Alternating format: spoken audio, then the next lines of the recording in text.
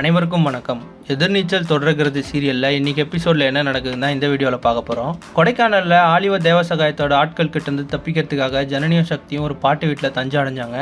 ஆனால் அங்கே நிலைமை சரியாக அமையாதனால அங்கேருந்து வெளியேற முடிவு செஞ்சாங்க. அவங்க கிளம்புனதுக்கப்புறம் வழியில் அவங்கள ரவுடிங்க திரும்பவும் பின்தொடர ஆரம்பித்தாங்க. இதனால் பதற்றமான சூழலில் சக்தி காரை வேகமாக ஓட்ட ஆரம்பித்தார். அப்போ திடீர்னு பிரேக் போட்டதுனால ஜனனி முன்னாடி மோதி தலை சுற்றி மயங்கிட்டாங்க.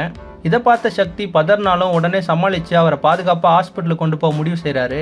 அதன்படி கொடைக்கானல்லேருந்து நேராக மதுரைக்கு காரை ஓட்டி ஜனனி ஹாஸ்பிட்டலில் சேர்க்குறாரு. ஏற்கனவே ஈஸ்வரி இருக்க அதே ஹாஸ்பிட்டலில் தான் ஜனனியை அட்மிட் பண்ணுறாரு. ஸ்ட்ரெச்சரில் கொண்டு போகும்போது அங்கேருந்து ரேணுகா நந்தினியும் பார்த்து பதறி ஓடி வராங்க. அதுக்கப்புறம் டாக்டர்லாம் ஜனனிக்கு ட்ரீட்மெண்ட் கொடுக்க உள்ளே கொண்டு போகிறாங்க. அதுக்குள்ளே நடந்த எல்லாத்தையும் சக்தி அமைதியாக விளக்குறாரு. இது கேட்ட ரேணுகாவும் நந்தினியும் அவங்க பாதுகாப்பாக வந்ததை நினச்சி நிம்மதி அடைகிறாங்க. இன்னொரு பக்கம் விசாலாச்சு வீட்டில் இருக்க தன்னோட மகன்களான கதிர்கிட்டையும் ஞானத்துக்கிட்டையும் இனிமேல் வீட்டில் இருக்க பெண்களுக்கு கஷ்டம் தரக்கூடாதுன்னு சொல்லிட்டு உணர்ச்சி வசப்பட்டு பேசுகிறாங்க. அதே நேரத்தில் ஹாஸ்பிட்டலில் இருக்க தர்ஷன் தன்னோட அம்மா குணமாகணும், அதுக்கப்புறம் கோர்ட்டில் போய் உண்மையை சொல்லி நீதியை பெறணும் அப்படின்னு சொல்கிறாரு. அதுக்கு ரேணுகா அவரை சமாதானப்படுத்துகிறாங்க. இன்னைக்கு எபிசோடு குடும்பத்தினரோட கவலை, பாதுகாப்பு மற்றும் ஒருத்தருக்கு ஒருத்தர் ஆதரவாக இருக்கிறது போன்ற உணர்வுகளோட நகர்ந்துச்சு. இந்த மாதிரி எதிர்நீச்சல் தொடர்கிறது சீரியல் அப்டேட்ஸ்க்கு நம்ம சேனலை சப்ஸ்கிரைப் பண்ணுங்கள், ஃப்ரெண்ட்ஸ் அண்ட் ஃபேமிலிக்கு ஷேர் பண்ணுங்கள். நன்றி.